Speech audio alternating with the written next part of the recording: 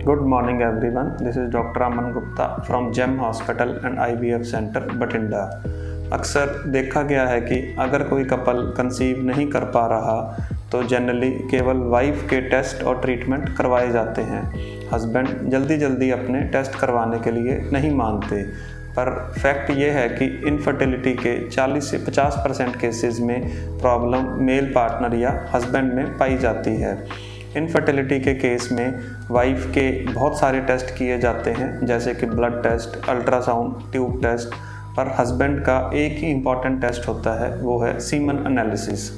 आज हम semen analysis के अलग अलग पैरामीटर्स के बारे में बात करेंगे कि सीमन एनालिसिस में क्या क्या पैरामीटर्स चेक किए जाते हैं और उनकी नॉर्मल रिपोर्ट्स कितनी होती हैं। वर्ल्ड हेल्थ ऑर्गेनाइजेशन मतलब WHO ने सीमन एनालिसिस के अलग अलग पैरामीटर्स के कुछ स्टैंडर्ड सेट किए हैं और सीमन एनालिसिस की रिपोर्ट उन पैरामीटर्स के अकॉर्डिंगली ही दी जाती है। सीमन एनालिसिस के मेनली 3 कंपोनेंट होते हैं: physical examination, microscopic examination and chemical examination. सबसे पहले बात करते हैं फिजिकल एग्जामिनेशन की। फिजिकल एग्जामिनेशन में जो चीज़ सबसे पहले चेक की जाती है वो है सीमन वॉल्यूम। WHO के हिसाब से मिनिमम सीमन वॉल्यूम 1.5 ml होना चाहिए। अगर ये वॉल्यूम 1.5 ml से कम है तो ये एबनॉर्मल है। कम वॉल्यूम इजैकुलेटरी डक्ट्स के में रुकावट या हार्मोन प्रॉब्लम की वजह से हो सकता है और ये प्रेगनेंसी देने में दिक्कत दे सकता है। नेक्स्ट जो पॉइंट नोट किया जाता है वो है semen colour. Normal semen opaque white colour का होता है। अगर सीमन में रेड या येलो टिंज है तो ये एबनॉर्मल है और किसी न किसी बीमारी का संकेत देता है। Next point semen pH। Normal semen हल्का एल्कलाइन रहता है। इसकी pH 7.2 से 7.8 के बीच में वेरी करती है। इससे कम या इससे ज़्यादा pH एबनॉर्मल है। नेक्स्ट पॉइंट है सीमन लिक्विफेक्शन। नॉर्मल सीमन एक थिक मटेरियल होता है। इसमें प्रेजेंट प्रोटियोलिटिक एंजाइम्स की वजह से ये 30 से 60 मिनट में वाटरी कंसिस्टेंसी में तब्दील हो जाता है। इसको लिक्विफेक्शन टाइम कहते हैं। अगर कोई सीमन 30 से 60 मिनट में लिक्विफाई नहीं होता तो ये एबनॉर्मल है। अब बात करते हैं सीमन के माइक्रोस्कोपिक एग्जामिनेशन की। माइक्रोस्कोपिक एग्जामिनेशन में 4 कंपोनेंट चेक किए जाते हैं। ये हैं sperm count, sperm motility, sperm morphology and sperm viability. सबसे पहले बात करते हैं स्पर्म काउंट की। WHO के हिसाब से जो नॉर्मल स्पर्म काउंट है दैट इज़ 15 मिलियन पर ml, मतलब 1 ml सीमन में 15 मिलियन स्पर्म्स कम से कम होना जरूरी है। अगर ये स्पर्म काउंट उससे कम है तो ये एबनॉर्मल है और इसको ओलिगोजूस्पर्मिया कहते हैं। Next point is sperm motility. Motility का मतलब है गतिशीलता। स्पर्म्स का गतिशील होना बड़ा ज़रूरी है। गतिशील स्पर्म ही यूट्रस के अंदर जाके एग को फर्टिलाइज कर सकते हैं।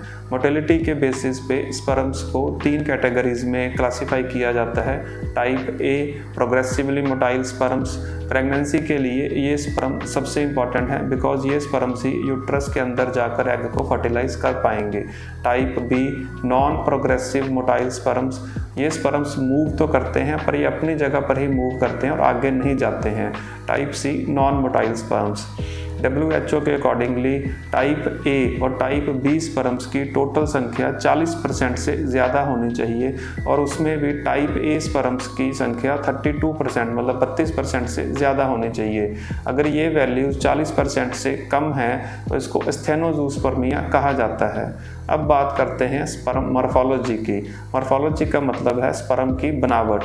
अगर स्पर्म में किसी भी किस्म की कोई बनावटी खराबी है, स्पर्म के हेड में, नेक में या टेल में कोई बनावटी दिक्कत है तो ये स्पर्म्स एग को फर्टिलाइज नहीं कर पाएंगे और अल्टीमेटली प्रेगनेंसी नहीं होगी।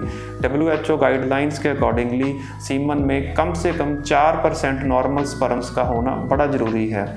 अगर ये वैल्यू 4% से कम है तो इसको ट्रेटोजूस्पर्मिया कहा जाता है। आजकल बहुत सारे पेशेंट्स में स्पर्म काउंट, स्पर्म मॉर्फोलॉजी और स्पर्म मोटिलिटी तीनों में ही प्रॉब्लम देखने को मिलती है, जिसको कि ओलिगो स्थेनो ट्रेटोजूस्पर्मिया कहा जाता है, यानी कि oats. Next point is sperm vitality या वायबिलिटी। स्पर्म वायबिलिटी मेनली वहाँ पे इम्पॉर्टेंट है जहाँ की नॉन मोटाइल स्पर्म्स बहुत ज़्यादा देखने को मिलते हैं, क्योंकि हमें ये चेक करना पड़ता है कि क्या ये नॉन मोटाइल स्पर्म जिंदा हैं या नहीं। WHO के हिसाब से minimum 59% viable sperm should be there in a normal semen. Next जो आता है that is chemical examination. Chemical examination में मेनली फ्रक्टोज टेस्ट किया जाता है। फ्रक्टोज वो मटेरियल है जो कि स्पर्म्स को एनर्जी प्रोवाइड करता है, इसलिए इसका सीमन में होना बड़ा ज़रूरी है।